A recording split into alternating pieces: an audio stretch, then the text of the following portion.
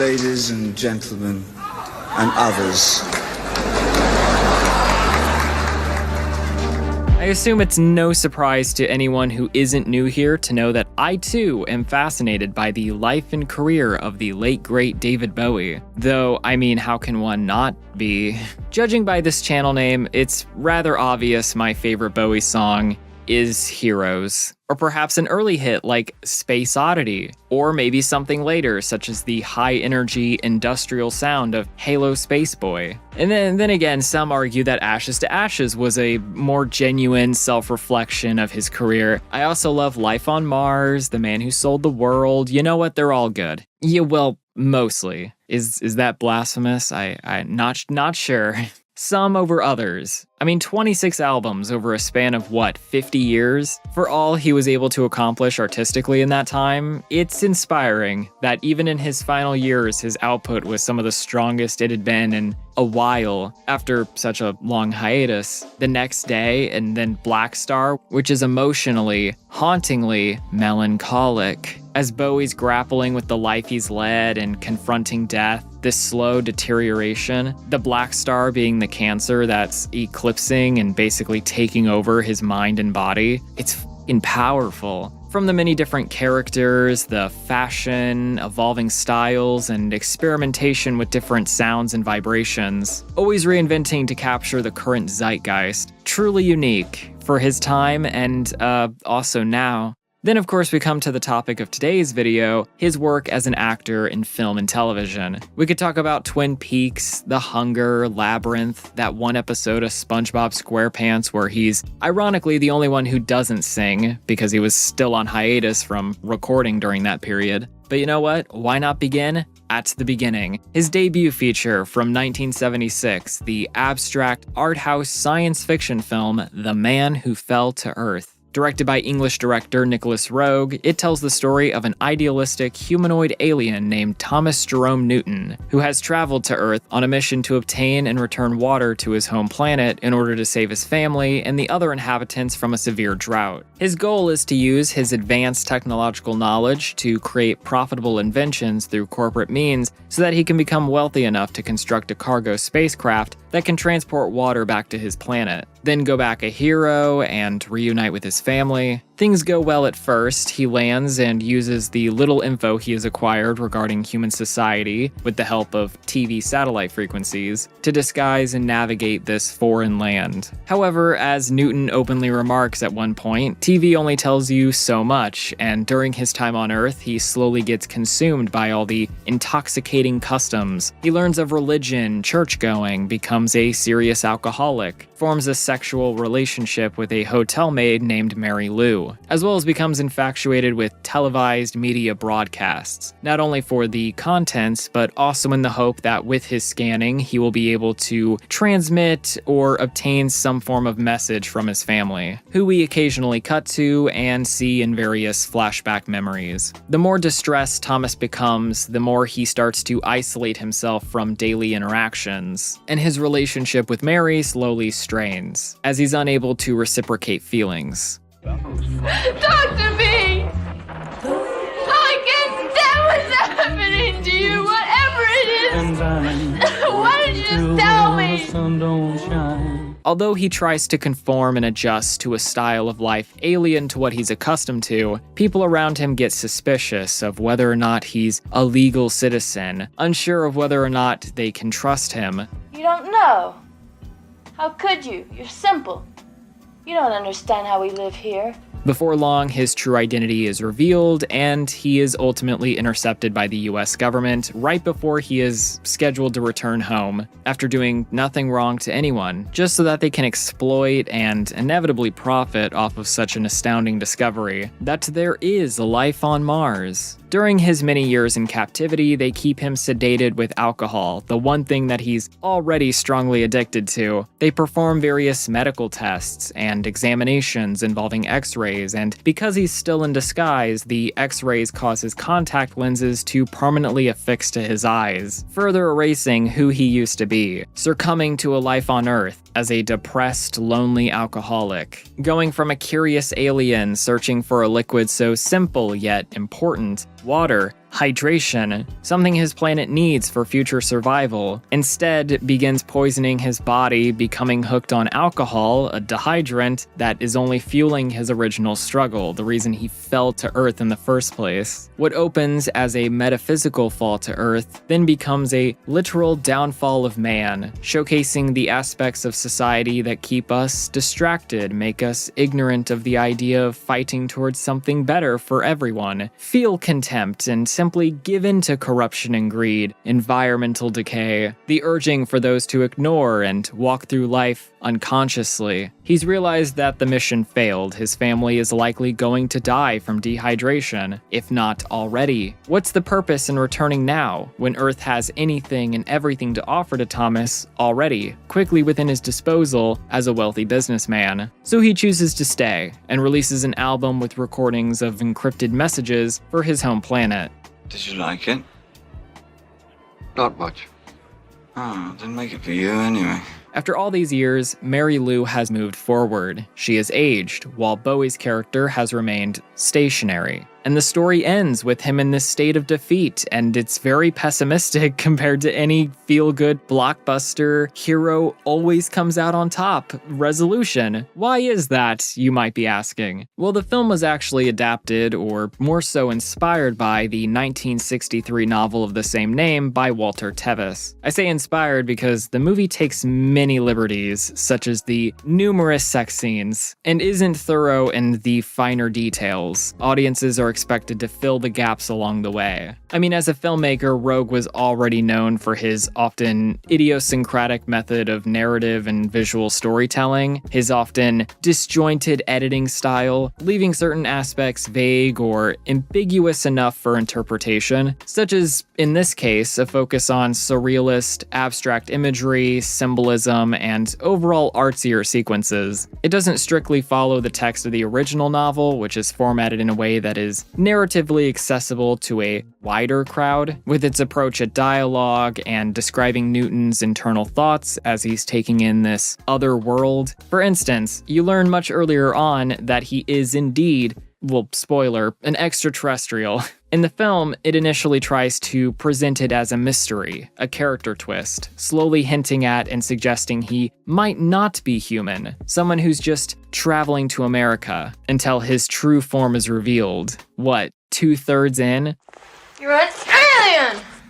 Again, I can't reiterate this enough. The main addition to the movie is all the arguably gratuitous, drawn-out sex scenes. And yeah, we'll come back to that. You also receive additional information concerning the astronomy of this unknown, unnamed home planet, Anthea, as is referred to in the book, that the extreme drought is the result of many nuclear wars. There are suggestions that it's actually Mars, that Anthea is similar in atmosphere, surface, and distance to that of the sun, and goes into all the technical statistics and everything. The film takes place in the southwest region, the state of New Mexico. In the novel, when Newton lands on Earth, it's the state of Kentucky, where Tevis spent a great deal of his childhood and adult life. As an author, he often wrote flawed characters that resembled his own personal experiences and life struggles, connecting certain things to his childhood. He had a serious heart condition and was placed in a convalescent home where he was put on narcotics, later citing that this was the source of his later battle with alcoholism. I mean, his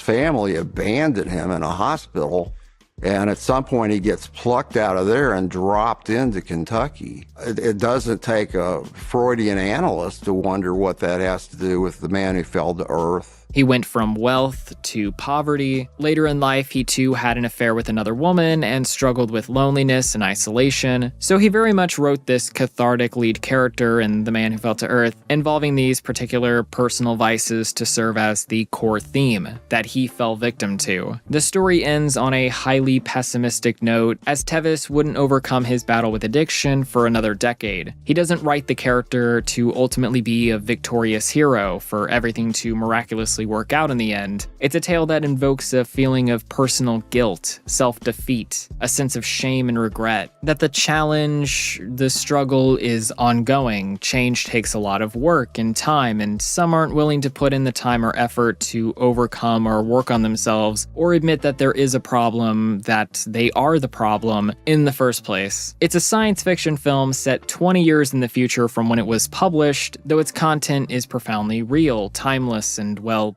human. Not only did this story resonate with its author, but when it came time to cast the film, searching for the part of who was to play the titular alien who fell to Earth, David Bowie seemed to be the most natural, unmatched fit for the role. At one point, they thought about Mick Jagger, since Rogue had previously worked with him on Performance. However, he wanted someone else who was frail, yet cerebral. Through a casting agent, they stumbled across a BBC special that documented the 1974 Diamond Dogs tour, with footage of Bowie and all his distinct, enigmatic characteristics and mannerisms, as if he was uncomfortable with who he was and this confusing world he's been placed in. The reality is that this was 5 years into his career, and was fresh off the heels of the fan favorite Ziggy Stardust, an omnisexual, androgynous alien rock star sent to Earth to deliver a message of hope and peace during an anxious, war-ridden time, the embodiment of the current zeitgeist, the blissful, liberated lifestyle that the hippie movement encompassed. By 73, after a solid year of touring and promoting the album, Ziggy and Bowie were interchangeable. He had let the character take over, like method acting in reverse. It was beginning to affect his personal life, his sanity, but more importantly to him at the time, he was ready to retire the character so that he could evolve past it. On to the next big era, one that was much darker, mysterious, and even controversial, which similarly to Ziggy would also take hold of Bowie's sense of self and further negatively impact his physical health. In early '76, on the title track of the album Station to Station, the character would officially be dubbed the Thin White Duke. In the summer of '75, he would start working on The Man Who Fell to Earth, about an extraterrestrial trying to navigate Earth who becomes successfully rich, then begins indulging in all the material excesses. He becomes a corrupted, hopeless alcoholic, culminating in a devastating, not quite definitive conclusion, when he's forced to conform and adjust to American life, or specifically, a young American life, similar to the many others around him. In many ways, the film acts as a metamorphosis, going from the alien Ziggy to the aristocratic, nihilistic junkie, the Thin White Duke. Bowie later admitted that a big influence on the Duke's personality came from the character/alter ego William Lee from the 1959 novel Naked Lunch, after meeting the author, William S. Burroughs, in early '74, and studying his cut-up method, the literary technique that involves taking a piece of written text, cutting it up, and rearranging it to create a new text. Bowie would apply this method to his lyricism. The Thin White Duke would spout neo-romance, though would never feel any true emotions. The Duke was a character that represented the lowest period in Bowie's life, and was a bit of a double entendre. He was thin and pale while doing his thin white lines of coke. He had recently moved to the United States the year prior, like Newton, first staying in New York before moving out to Los Angeles, where he got into an unusual alternative dieting lifestyle, and infamously was on a highly restrictive diet of red peppers that switched over to an occasional egg, milk, and a lot of hard drugs, mostly large amounts of cocaine, which only lowered his appetite. There's a fly floating around in my milk. By '76, the lines between how much of this was Bowie, or, to put things mildly, the nasty performative character, were further blurred because of this. His behavior was highly erratic. He'd stay awake for days on end, suffering from delusions and intense paranoia. Is there anything behind us? There's an underlying unease here, definitely. I mean, what you can feel is in every avenue. It's very calm, and it's a kind of a superficial calmness that they've developed to underplay the fact that that there's a lot of high pressure here. he became fairly reclusive. His work began to show this increased fascination with the occult, as he would draw pentagrams all over the walls of his house and burn black candles. Publicly flirted with and outright promoted fascist ideology, once calling Adolf Hitler the first true rock star, and stated in an interview that we've got to have an extreme right-wing front come up and sweep everything off its feet and tidy everything up. Then you can get a new form of liberalism. Egregious statements, it just became just too much. He was willing to put himself through intense psychological damage, all in the name of his artistic expression and social commentary. Use himself as a canvas, until eventually it all caught up with him. At the end of the year, he moved out of LA and set up home in Berlin, where he released his next album, Low, the first of the 3-part Berlin trilogy. During this transition, he quickly ditched the divisive Thin White Duke persona without mention and overcame his cocaine-induced psychosis. And from there managed to never let the characters or alter egos interfere with his personal life and public image, just allowing himself to be David Bowie. There's no denying that he was perfectly cast for the part of Thomas Jerome Newton. It wasn't a mere role in his debut feature. He's the star man. And while all the performances are engaging despite some of the cheesy, admittedly somewhat clunky lines they were given, could even be annoying to some depending on your level of tolerance, Bowie certainly carries the film along with Candy Clark. They both give strong performances, even for what the two, especially Clark, are given to work off of. I don't think you get enough to eat. If you don't mind my saying so. I think you're too thin. You're very thin. You're too thin!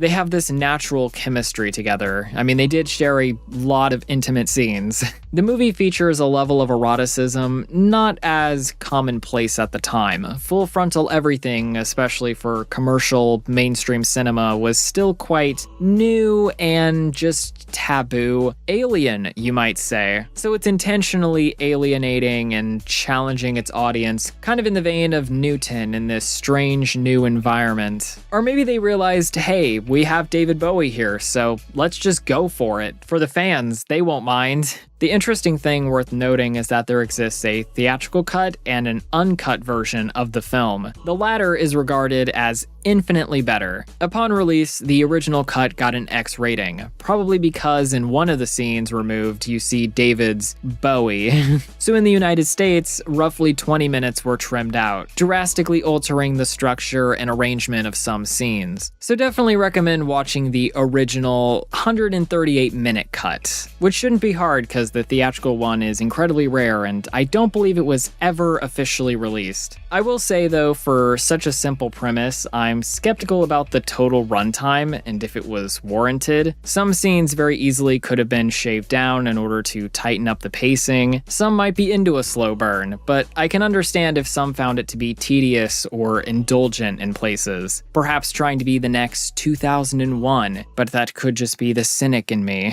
If you're a fan of weird cult-followed art films, and I assume if you're watching this channel that that's probably the case, or if you're a hardcore cinephile, you're more likely to enjoy or appreciate it over maybe the more average movie watcher. Visually, it is stunning. I'd even argue ambitious at times. You can tell Nicholas Roeg had a background in cinematography, conceptually full of compelling, thought-provoking ideas. The standout negative to me was the sound design. The Foley at times felt distracting and extremely dated, often entering into almost parody realms.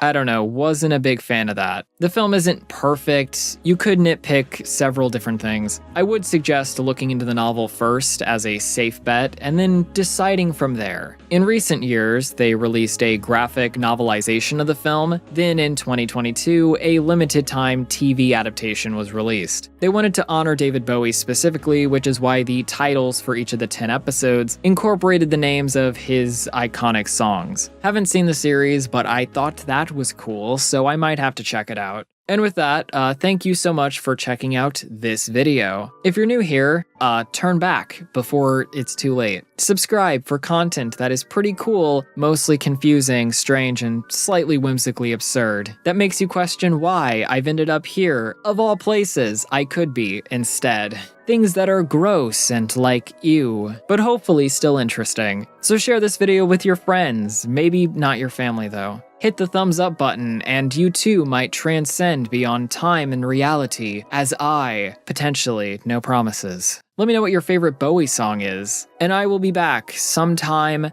soon-ish. Until then, have a great day and I will talk to you later.